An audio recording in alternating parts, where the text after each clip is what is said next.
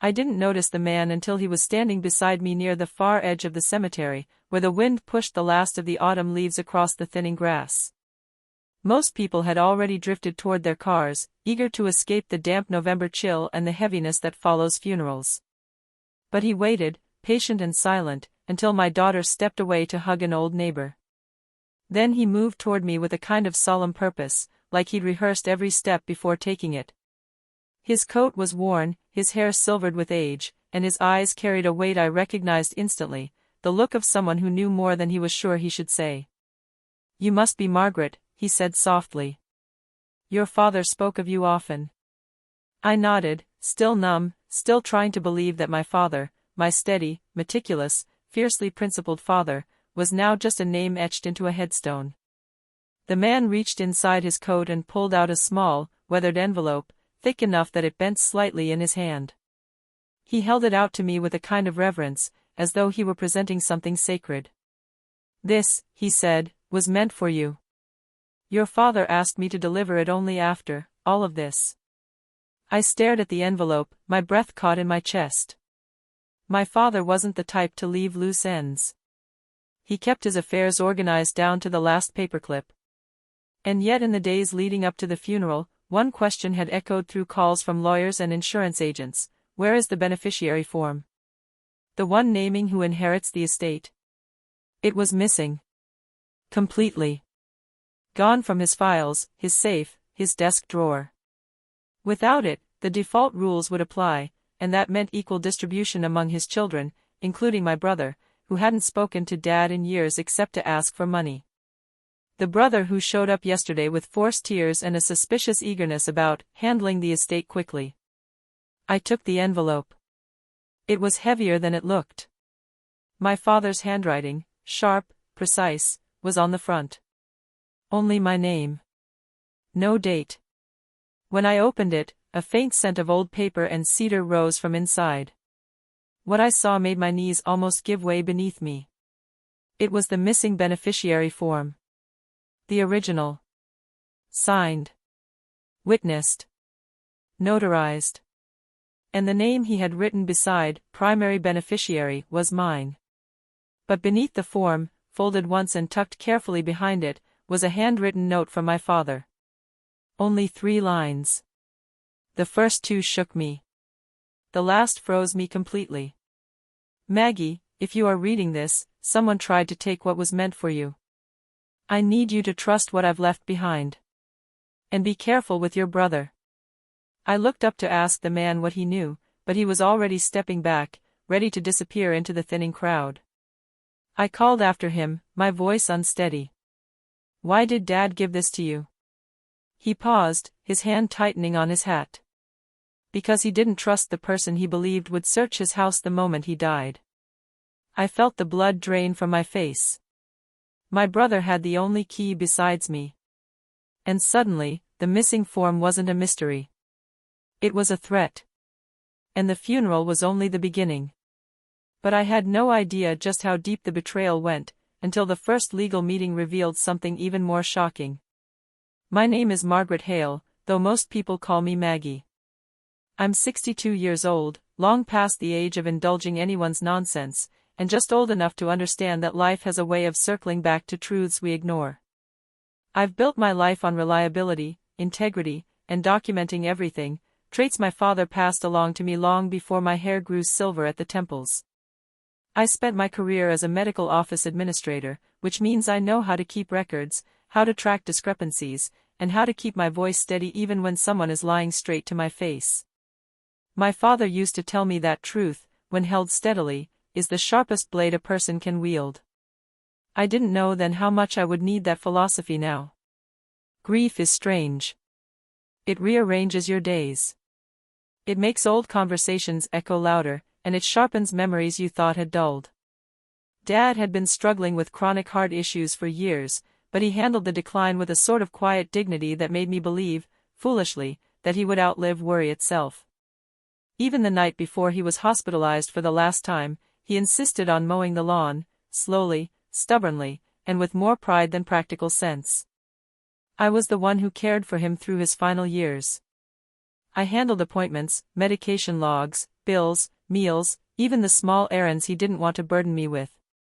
My brother, Daniel, 10 years younger than me, lived 40 minutes away but visited only when money was involved. The last time he stayed for dinner, Dad pulled me aside afterward and said, "He's drifting, Maggie. And drift turns into desperation if a man's not careful." I didn't understand what he meant then. I do now. In the car after the funeral, with the envelope still resting on my lap, the world felt different, tilted somehow, as if I had stepped onto a path I didn't know I'd been walking.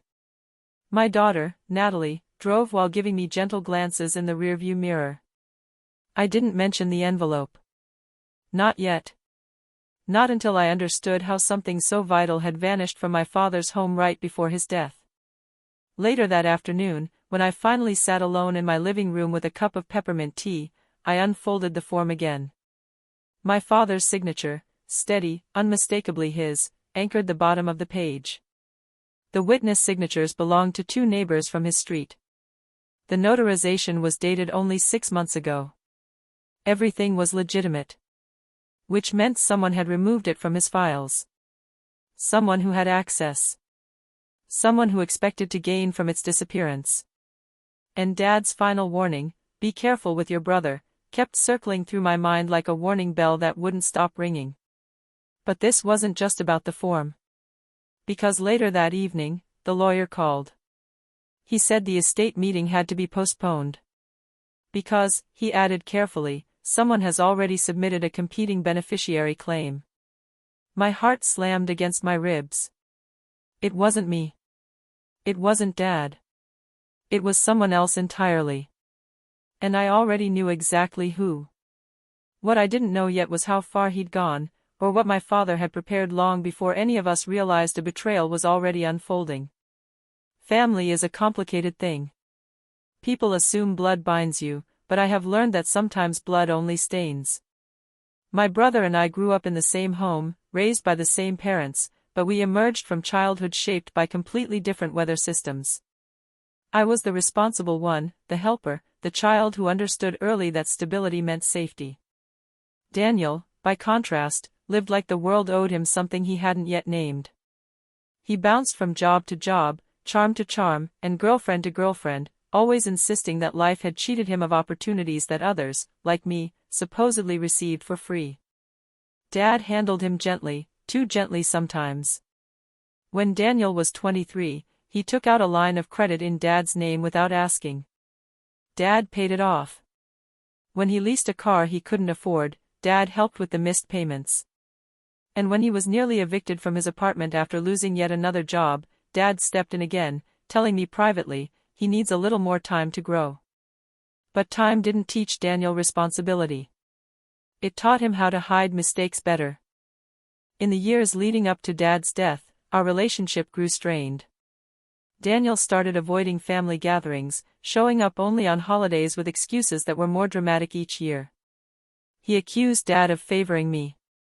He accused me of hoarding influence. The last conversation I witnessed between them ended with Daniel slamming the front door so hard the wall shook. Still, Dad never withdrew love from him. That wasn't his way. But he did start keeping better records. He hired a financial planner. He placed documents in a fireproof safe. He even created a new will, one that reflected the realities of our roles in his life. He tried to talk to Daniel about it. Daniel refused. And then, 3 weeks before Dad died, Daniel suddenly reappeared. He called me that night, pretending casual warmth he hadn't used in years. "How's the old man doing?" he asked. "The same as he was last week." "Why?" He laughed it off, but I could hear something underneath his tone, something restless and hungry. He visited the next day. He claimed he wanted to reconnect. But Dad told me later that Daniel had rummaged through his office under the pretense of helping organize paperwork. Dad hadn't thought much of it. Now I did. Because the missing beneficiary form didn't vanish on its own. And Daniel didn't just submit a competing claim, he had the confidence to do so because he believed the real document no longer existed. The next morning, Daniel called me, voice syrupy, falsely sympathetic. "We need to work together on the estate," he said, slow and practiced. "Dad wanted fairness. Equal division. I'm sure you feel the same." I nearly dropped the phone. He wasn't just guessing. He was testing. And that told me more than he intended. I didn't confront him, not yet. Instead, I said something neutral, something calm, something that made him believe I was unsteady in my grief. He took the bait. But while he spoke, circling around the topic of money like a vulture waiting for a carcass to soften, I stared at the envelope Dad's friend had delivered. He didn't know I had it. He didn't know Dad had predicted him. He didn't know the truth was already in my hands. But by that afternoon, another piece of the puzzle would surface, one that proved Daniel's betrayal wasn't spur of the moment, but meticulously planned. I've learned that betrayal doesn't arrive in one blow. It arrives in layers, like sediment settling silently over years, until the weight becomes too heavy to ignore. For me, the betrayal came into focus the moment the estate attorney called a second time the following morning, speaking more cautiously than before. "Margaret," he said, "I think you should come into the office. There's something you need to see." I drove there with the beneficiary form tucked safely inside a document sleeve, double protected inside my bag. I knew whatever I was walking into would confirm what I already suspected, that Daniel's financial desperation had crossed a line. But I was not prepared for the scale of it. The lawyer placed a file in front of me and opened it to a photocopy of a document I recognized instantly, the beneficiary designation for Dad's life insurance policy. Except this one had a different signature and a different date, one just 2 weeks before Dad's hospitalization. "Daniel submitted this yesterday," the lawyer said quietly. "He claims this is the most recent version." My stomach tightened. The signature was a crude imitation. The date was absurd. And the witness signature was someone I'd never heard of. It was forgery. My father, weakened as he had been in his final weeks, would never have updated anything without telling me. He couldn't have signed a form like this, the strokes were too shaky, uneven in places where his real signature remained firm even in illness. Then came the next blow. The lawyer slid another paper forward. Bank activity. Transfers. Withdrawals. All from the week before Dad died. Money missing, significant amounts. "Your father spoke to the bank on the 11th, the lawyer said, tapping the printed call record. "He reported unauthorized activity." My throat constricted. Dad hadn't told me. He hadn't wanted me to worry. But someone had gotten into his accounts. Someone who had access to his house, his computer, his financial books. Someone like Daniel. I felt heat rise inside me, not anger, not yet, but something sharper. Something resolute. This wasn't just greed. It was exploitation. It was theft carried out while our father was dying. And yet the betrayal went even deeper. The lawyer opened one final document, a loan application in Dad's name, dated 1 month earlier. A loan Dad never applied for. Daniel's signature appeared under authorized representative. It was sloppy, rushed. Desperate. I leaned back, steadying myself. For a moment, the room blurred at the edges. I had braced for dishonesty, for manipulation, for petty scheming, but this was criminal. This was a pattern. This was calculated. I asked the lawyer what happened next. He steepled his fingers. "This becomes a fraud case. But only if you want to pursue it." I did. But not recklessly. Not emotionally. Carefully. Ethically. Quietly. My father deserved dignity in death, even if my brother had denied him dignity in life. I thanked the lawyer, gathered the papers, and walked out into the crisp afternoon air with a clarity I hadn't felt since the funeral. Daniel had stolen money. He had forged documents. He had tampered with the estate. But most importantly, he thought he had succeeded. He thought the real beneficiary form had disappeared forever. He thought no one would ever discover what he'd done. He thought I was alone. What he didn't know was that my father had prepared for this. He had left me not just the form, but the truth.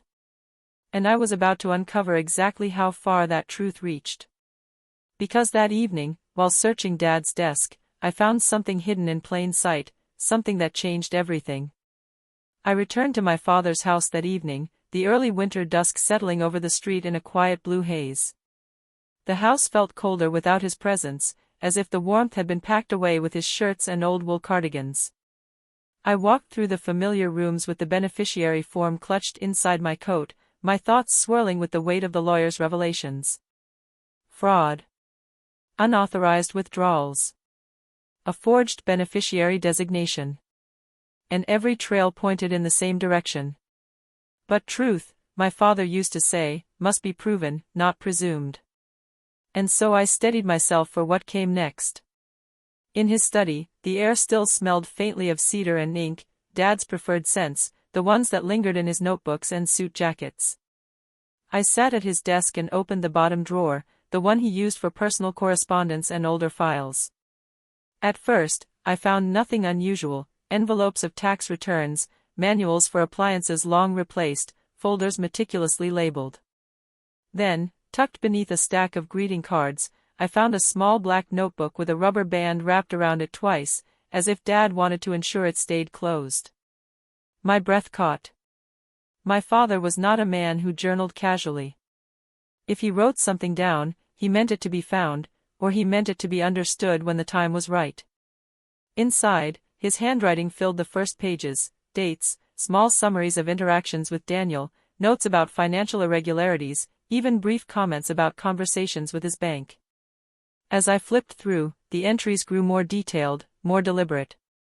He had documented every withdrawal he hadn't authorized. He had written about accounts he'd closed because he feared someone is testing boundaries.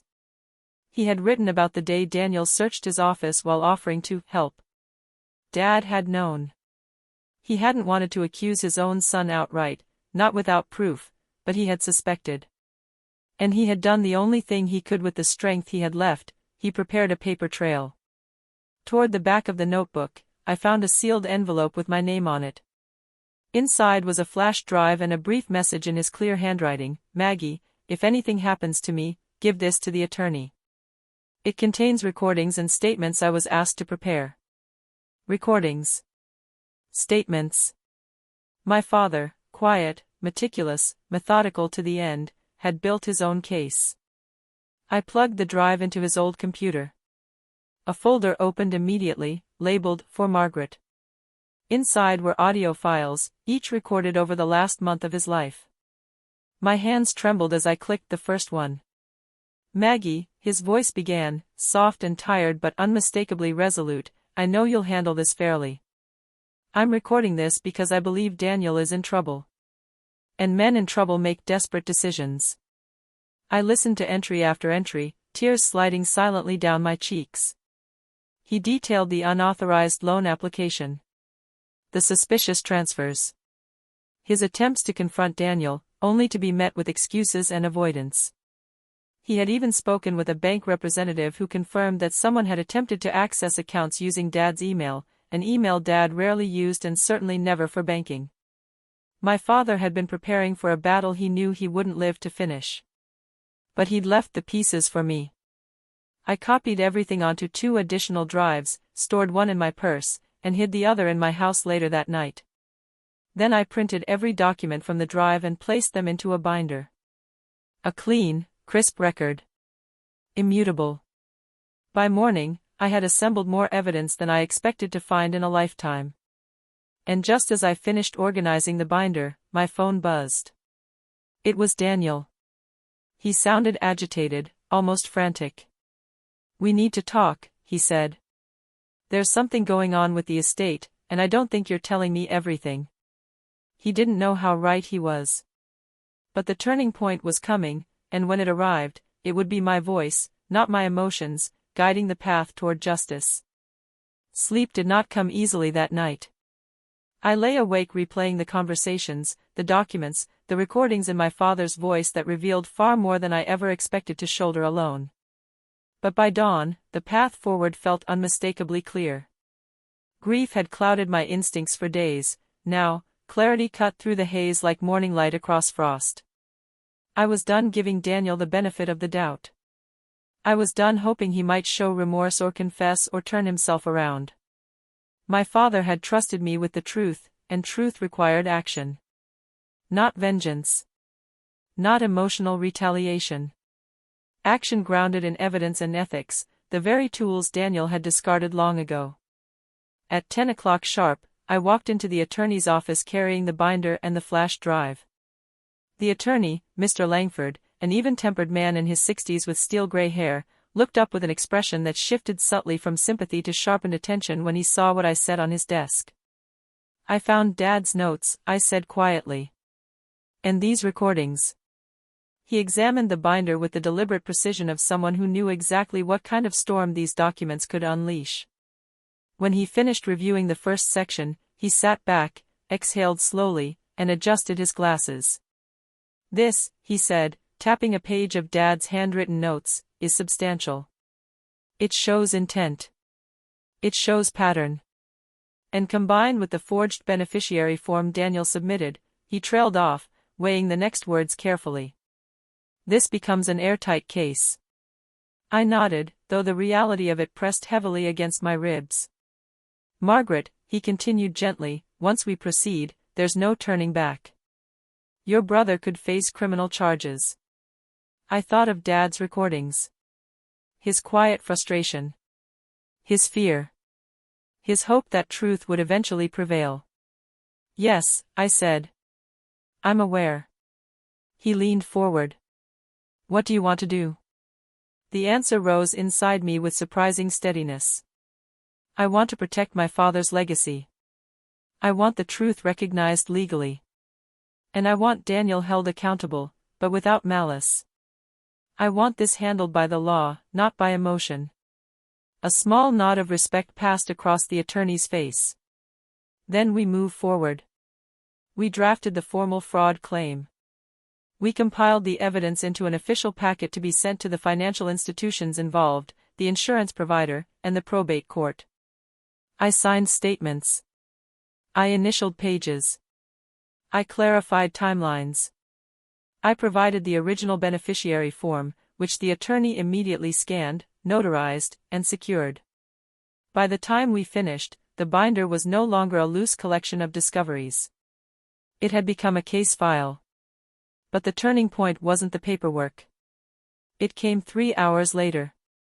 I walked out of the attorney's office and found Daniel waiting near my car, his hands stuffed in his pockets, pacing. When he saw me, he forced a smile that drifted at the edges like wet ink. "Finally," he said. "We need to talk." I studied him carefully. He looked thinner than I remembered, his eyes restless, his jaw clenched too tightly. The desperation beneath his expression was no longer subtle, it pulsed like a warning light.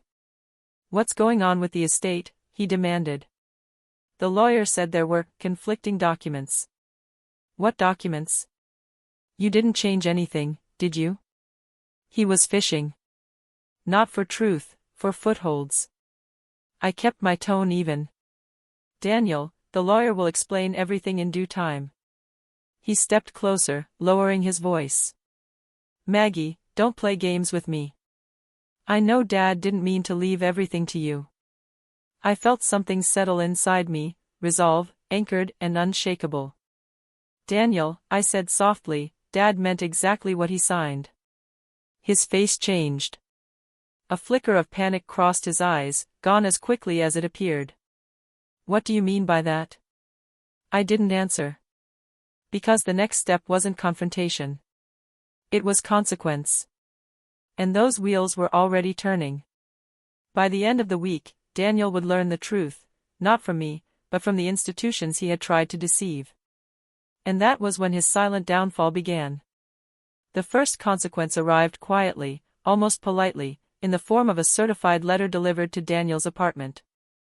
It was from the insurance company, informing him that the beneficiary paperwork he submitted was under investigation for suspected alteration and fraud. He called me 3 times that afternoon, I let each call ring out. I knew silence would force him to confront the truth without the comfort of misdirection. The second consequence came 2 days later, when the bank flagged the unauthorized withdrawals and suspended the associated accounts pending a fraud review. This time, he didn't call. He showed up at my father's house instead, pounding on the door with a mix of fear and fury. I didn't let him in. I spoke through the door with a calm I didn't completely feel. "Daniel," I said, "you need to speak to your attorney." "Not me." "You're doing this," he snarled. "You're trying to take everything." "No," I replied gently, "I'm protecting what Dad already decided." There was a long pause. Then he whispered, almost pleading, "We can fix this, Maggie. We can pretend none of this happened. Just let me have my share." The words sank into me, not because of their sentiment, but because of what they revealed. He still believed this was a negotiation. A sibling dispute. A misunderstanding to be smoothed over. He didn't yet grasp that the law had taken the wheel. When probate court contacted him the next morning concerning the suspicious documents he submitted, his tone shifted entirely. The bravado evaporated. The messages he left were frantic, scattered, filled with half-finished apologies and attempts to rewrite the narrative. "Maggie, I didn't mean to. I just thought I needed help. You don't understand." But I did understand. My father understood too. The investigation unfolded quietly but decisively. The forged beneficiary form was analyzed by handwriting specialists. They confirmed what we already knew. Bank records cross-referenced logins and device IDs. They traced the attempted access to Daniel's laptop. The loan application, once questionable, became clear-cut fraud. Yet the consequence that struck him hardest wasn't legal. It was the loss of illusion. He had built his entire scheme on the belief that he was smarter, quicker, more clever than the rest of us. That he could outmaneuver Dad. That I would be too grief-stricken to notice details. That institutions would be overwhelmed by paperwork and rubber stamp whatever he submitted. He underestimated everyone. But especially Dad. My father had always believed in accountability, a belief that extended even to the son he loved but could no longer trust. And now, the truth he documented with such care was guiding every step of the investigation. When the financial investigator contacted me to confirm my willingness to pursue charges, I answered with sincerity. "I am pursuing truth," I said. "Nothing more." Meanwhile, Daniel's world constricted. His accounts were frozen. His claim on the estate was suspended pending review. His attempts to sway the court were hindered by the mountain of evidence he never expected to face. The downfall wasn't loud. It wasn't dramatic. It was procedural. Quiet. Inevitable. And when Daniel finally showed up on my doorstep one last time, he no longer looked angry. He looked defeated, hollowed by the weight of consequences he once thought he could outrun. "Maggie," he whispered, "you're really letting them charge me?" I studied him carefully. "No," I said softly. "You charged yourself." He didn't have a response. He turned and walked away, shoulders slumped, the winter air swallowing him whole. And with that, the aftermath began, not for him, but for me, as I finally confronted the emotional wreckage left behind. In the quiet weeks that followed, the world seemed to soften around its edges again. The estate moved forward with clarity now, unburdened by false claims or fraudulent documents. My father's wishes were honored exactly as he intended, cleanly, fairly, without compromise. It brought a kind of peace that was not triumphant but steady, like the calm following a storm long forecasted. But healing is not the absence of pain, it is the willingness to walk with it until it reshapes itself into something you can carry. I learned this in the months after the funeral, as I navigated the dual weight of grief and betrayal. There were mornings I woke expecting to hear my father's voice, evenings I reached for the phone before remembering he was gone. And there were moments, quiet, sudden, when I felt the sting of what Daniel had nearly done. I spent many afternoons sorting through Dad's belongings. Each item told a story. The worn leather wallet he had carried since his 40s.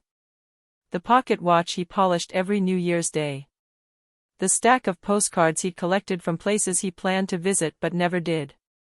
I found comfort in preserving these small fragments of his life, arranging them with respect, breathing in the familiar scents that still clung to his shirts. One day, while clearing a cabinet, I found a sealed envelope addressed simply to "My Maggie." Inside was a single sheet of paper with his handwriting, steady, calm, unmistakably his. "My girl, I know this won't be easy. But trust yourself the way I trusted you. You have always been stronger than you realize." I pressed the note to my chest, letting the warmth of his words settle over me. He had known what was coming. He had known who would stand firm and who would crumble. And he had prepared me not just with evidence but with affirmation. As for Daniel, the legal consequences unfolded quietly in the background. He accepted a plea deal for the financial crimes, a required restitution plan, mandatory financial counseling, and a suspended sentence contingent on good behavior. It was merciful without being lenient. Fair without being harsh. Exactly the kind of justice my father would have wanted. We did not reconcile, not fully. Some fractures remained too deep to mend quickly. But I did meet with him once, months later, at a quiet cafe near the courthouse. He looked tired, aged by his choices and the long shadow of accountability. "I'm sorry," he said, voice thin but sincere. I nodded. I did not absolve him, not instantly, not completely. But I acknowledged the courage it took to say the words. "I hope," I replied gently, "that you use this chance well. We parted not as enemies, but as siblings with a long road of healing ahead, separately walked, but no longer at war." At home, the house finally felt settled. I planted a small garden in Dad's backyard, a place where he once loved to sit in the evenings. Lavender, rosemary, and white lilies.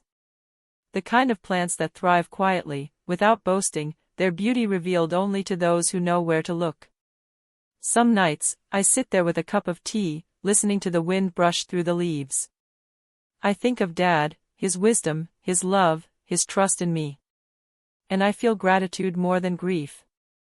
Because justice had been served, truth had prevailed, and I could finally breathe again. If there is one thing I have learned from all of this, it is that betrayal rarely begins as betrayal.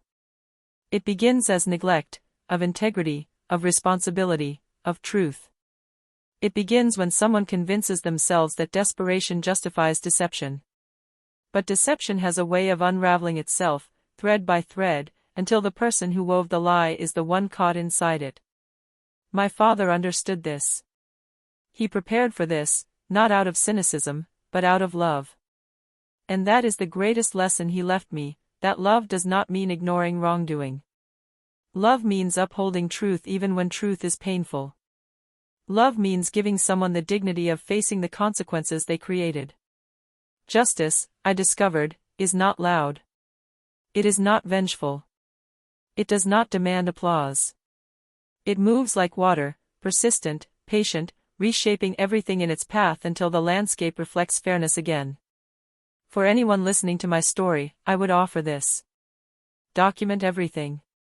Trust your instincts. And when the moment comes to stand your ground, do so with calm, unwavering clarity. Revenge rooted in anger burns quickly and leaves ash behind. But justice rooted in truth restores what was broken. My father's estate is settled. His legacy remains intact. His memory is no longer shadowed by the fear of what might have been stolen. And I carry forward not just his belongings, but his wisdom, that integrity is both shield and compass. As for Daniel, I hope he finds his way back to himself. Not for my sake, but for his own. Accountability can be the first step toward redemption, if a person is willing to walk the path honestly. And as for me, I sit in my garden on quiet evenings, listening to the soft rustle of lavender and the night settling gently around the house my father loved. I take comfort in knowing that the truth he entrusted me with did exactly what truth is meant to do, shine. In the end, the envelope delivered after his funeral was not a burden. It was a beacon. A reminder that even in his final days, my father believed in justice, in documentation, and in me. And when I whisper goodnight into the breeze, I imagine he hears me. Because the truth, our truth, endures.